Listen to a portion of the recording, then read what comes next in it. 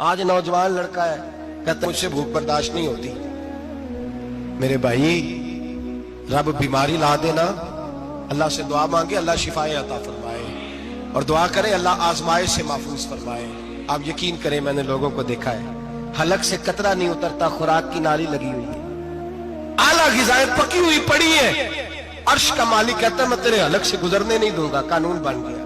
میں نے دیکھا ہے ڈرپ پہ لوگ زندہ ہے، بوتل لگی ہوئی ہے گلوکوز کی، گزارا چل رہا، اعلیٰ غذائیں پڑی ہیں، لاکھوں روپیہ تجوری میں پڑا ہے. مالک کہتا ہے تو نہیں کھا سکتا، تو وہ کھانے نہیں دیتا، نہیں کھانے دیتا. ایک شخص یورپ کے علاقے کا، میں کسی کالم نویس کا پڑھ رہا تھا، وہ کہتا میری کھربوں میں جائیداد ہے لیکن میرے معدے میں ایسی تکلیف ہے کہ میں آٹے کو چھان کر جو اوپر سے بورا نکلتا ہے صرف وہ کھا سکتا ہوں، اس کے علاوہ میں کائنات کی کوئی نعمت کھا نہیں سکتا. اور میرے بھائی وہ جب چاہے تو بڑے بڑے کھانے کھانے سے تجھے روک دے، تیرے دانت چبانے کے قابل نہ رہے، زبان نگلنے کے قابل نہ رہے، معدہ تیرا ہضم کرنے کے قابل نہ رہے، وہ جب چاہے تو جو مرضی کر لے. وہ کہتا چل تو میری مرضی پہ چلنا، ایک مہینہ میرے کہنے پہ نہ کھا، ایک مہینہ میرے کہنے پہ نہ کھا. تو یا اللہ تو کیا کرے گا؟ فرمایا صوم تصحو. میرے نبی پاک نے فرمایا تم روزے رکھو اللہ تمہیں صحت عطا فرما دے گا، اللہ تندرستیاں دے دے گا، شفائیں دے دے گا. تم روزے رکھو اللہ تمہیں، سبحان اللہ، اللہ تمہیں، اللہ طاقت دیتا ہے، ہمت دیتا ہے، اللہ ہمت دیتا ہے. میں نے دیکھا ہے، میں نے بزرگوں کو دیکھا ہے، ضعیف لوگوں کو دیکھا ہے، کمزور لوگوں کو دیکھا ہے، میں نے دیکھا ہے روزے رکھتے ہوئے، مزدوروں کو دیکھا ہے روزے رکھتے ہوئے.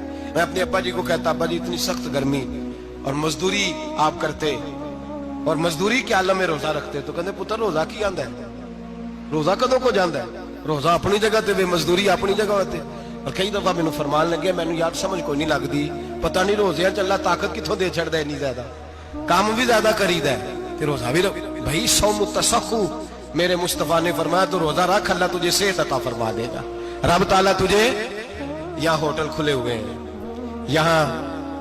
یہاں عجیب حالات ہیں، ہوٹل کھلے ہوئے ہیں، لوگ بہانے ڈھونڈتے پھرتے ہیں، کہتے ہیں کٹ لگ گیا تھا، ذرا تھوڑا سا خون نکل آیا، سنی پلاس لگائی ہے تو روزہ نہیں رکھا، یہ ذرا مجھے تھوڑی دقت ہو گیا تو میں نے روزہ نہیں رکھا، کھانسی لگ گئی ہے تو روزہ نہیں رکھا. او خدا کے بندے روزہ تو نعمت ہے. اور سبحان اللہ میرے نبی پاک نے فرمایا لکل شیء زکات وزکات الجسد الصوم. فرمایا ہر شے کی زکات ہوتی ہے، وجود کی زکات روزہ ہے. روزے رکھو جسم کی زکات نکل جائے گی. فاقہ کرنا بھی میرے نبی پاک کی سنت ہے، مسواک کرنا بھی سنت ہے، اور فاقہ کرنا بھی. مسواک والی سنت زیادہ اپناتے ہیں لوگ، فاقہ کرنا بھی نبی پاک کی سنت ہے. ایک صاحب مجھے کہنے لگے جناب بیٹھ کے کھانا حضور کی سنت ہے. میں نے کہا کبھی کبھی نہ کھانا بھی نبی پاک کی سنت ہے، نہ کھانا بھی حضور کی سنت ہے. اور ہمارے فقہاء نے لکھا ہے جو روٹی زیادہ کھاتا ہے اس میں دو باتیں پیدا ہو جاتی ہیں. کیا کیا؟ ایک بولتا زیادہ ہے، دوسرا سوتا زیادہ ہے، غافل ہو جاتا ہے. فقہ اور حکیم اطباء ڈاکٹر کہتے ہیں کہ پیٹ خالی رہے نا جس آدمی کا، اس کا حافظہ مضبوط ہوتا ہے، اس کے ذہن کی گرہ کھلتی ہے. زیادہ کھانے سے تو خماری چڑھتی ہے، دماغ ڈھونڈتے پھرنا روٹی کدھر سے آج اچھی ہے، گھر میں نہیں پکی تو ہوٹل چلے جانا، کھانے کے سوا اور کام ہی کوئی نہیں. اور صاحب میرے نبی پاک علیہ السلام نے فرمایا کافر 7 آنتوں سے کھاتا ہے، 7 آنتوں سے. اور فرمایا میرا مومن 1 آنت سے کھاتا ہے، اس کے وجود میں کھانے والی 1 آنت ہے. کافر 7 آنتوں سے کھاتا ہے. فاقہ کشی سے نورانیت پیدا ہوتا ہے، کم کھانا. لیکن نا نبی پاک صلی اللہ علیہ وسلم نے اللہ سے فاقہ مانگ کے لیا ہے، یا اللہ 1 وقت روٹی دے، 1 وقت کا فاقہ دے، مانگ کے لیا ہے نبی پاک، مانگ کے. حضرت ابو ہریرہ رضی اللہ تعالیٰ عنہ فرماتے ہیں بھوک زیادہ لگتی تھی نا جب مجھے، تو میں حضرت عمر سے، ابو بکر سے، عثمان، مولا علی سے کوئی مسئلہ پوچھ لیتا تھا، اور جب میں مسئلہ پوچھتا تھا تو وہ مجھے روٹی کھلا دیتے تھے. جب میں ان سے مسئلہ پوچھتا تو وہ مجھے، حضرت ابو ہریرہ فرماتے ہیں مجھے بھوک لگی، میں حضرت عمر کے پاس گیا، ان سے مسئلہ پوچھا. ان کا رواج تھا جب میں مسئلہ پوچھتا تو پہلے روٹی کھلاتے. ہمارے بزرگ یہ فرماتے ہیں کہ کھانے کھلا کے دین پڑھاؤ. صرف تمہارا کتب خانہ نہیں کھلا ہونا چاہیے، تمہارا دسترخوان بھی کھلا ہونا چاہیے. کسی نے نبی پاک صلی اللہ علیہ وسلم سے پوچھا تھا بہترین مسلمان کون ہے؟ حضور نے فرمایا جو سلام لینے میں پہل کرے اور روٹی زیادہ کھلائے، جو روٹی ہر وقت فکر کرے آ یار تو روٹی کھا لے، روٹی کھانے کی طرف توجہ دلائے. کھلانا سنت ہے، زیادہ کھانا اس میں بھی فرق رکھے. تو نبی پاک صلی اللہ علیہ وسلم کے صحابی حضرت ابو ہریرہ رضی اللہ تعالیٰ عنہ فرماتے ہیں میں نے حضرت عمر سے مسئلہ پوچھا. میں نے کہا حضور مسئلہ بتائیں. تو کہتے پہلے ان کی عادت تھی جب میں مسئلہ پوچھتا تو روٹی بھی کھلاتے. آج انہوں نے مسئلہ ہی بتایا ہے, روٹی کوئی نہیں کھلائی. تو مجھے کہنے لگے ابو ہریرہ تو سوچتا ہوگا روٹی نہیں اس نے پوچھی, تو نے کب سے کھانا نہیں کھایا؟ میں نے کہا صبح سے. تو جناب عمر کہنے لگے میں نے کل صبح سے نہیں کھایا. چل ابو بکر صدیق کے گھر مسئلہ پوچھتے ہیں. کہتے ہیں جناب صدیق اکبر کے دروازے پہ گئے, جا کر کے ان سے مسئلہ پوچھا. ان کی بھی عادت تھی جب کوئی مسئلہ پوچھنے جاتے تو دسترخوان بچھا لیتے. کہتے آؤ روٹی بھی کھلاتا ہوں مسئلے بھی بتاتا ہوں. کہتے ہیں گئے تو انہوں نے بھی مسئلہ بتایا, روٹی کوئی نہ پوچھی. تو کہنے لگے عمر ابو ہریرہ تم لوگوں نے کل پرسوں سے نہیں نہ کھایا ہوگا. اور ابو بکر کو 4 دن گزر گئے ہیں, تھوڑا سا دودھ ملا ہے یا کھجور ملی ہے, روٹی کوئی نہیں ملی. چلو در رسول پہ چلتے ہیں, آؤ حضور کی بارگاہ. کہتے ہیں نبی پاک کی بارگاہ میں آئے, حضور نے چہرے دیکھے, کریم سے مسئلہ نہیں پوچھنا پڑا.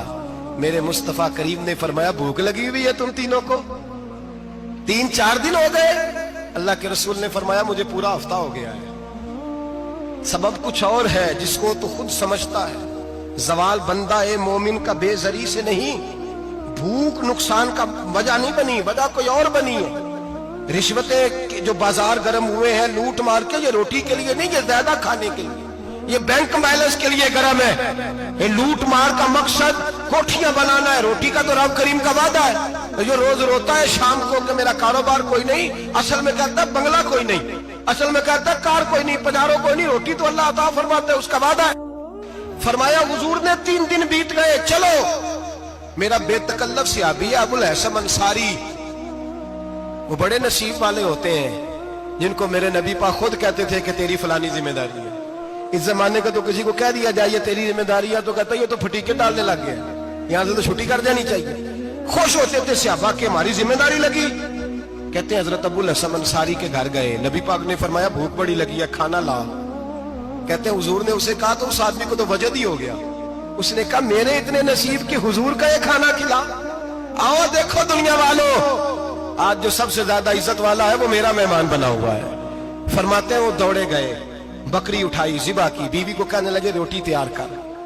ادھر کھجوریں توڑی, انگور توڑے, کہنے لگے حضور آپ جب تک تناول کریں تب تک کھانا پک جاتا. حضرت عمر کہتے ہیں روٹی پک کے آئی, بڑا پیارا گوشت, بڑا اچھا سالن, بڑا خوبصورت خلوص والا کھانا. فرماتے ہیں میں نے بڑا ہی کھایا. نبی پاک نے نا ایک روٹی لی اور چھوٹی چپاتی, تھوڑا تھوڑا سالن کونوں سے, اور جب نبی پاک نے کھا لیا تو حضور کی آنکھوں میں آنسو آئے. حضرت عمر کہنے لگے حضور روئے کیوں؟ نبی پاک نے فرمایا سوچتا ہوں 7 دن کے فاقے کے بعد کھایا ہے, پر ڈرتا ہوں رب اس کا حساب پوچھے گا تو جواب کیسے دینا ہے, اس کا حساب بھی تو دینا ہے نا جو کھایا ہے. تو حضرت عمر فاروق کے ہاتھ میں کچھ چیز تھی, زور سے زمین پہ ماری, کا محبوبہ 7 دن کے بعد بھی روٹی کھائے تو حساب دینا ہے. نبی پاک فرمانے لگے عمر وہ مالک ہے نا, تو جب دیتا ہے تو حساب نہیں لے سکتا, حساب تو دینا ہے, حساب تو دینا ہے, تیاری رکھو. صحابہ کرام فرماتے ہیں ہم نے ارادہ کیا کہ آج کے بعد ہم پھر فاقے کریں گے, کم کھائیں گے, اس لیے کہ حساب دینا ہے. میرے بھائی وہ فاقہ کشی کرتے تھے, ڈرتے تھے.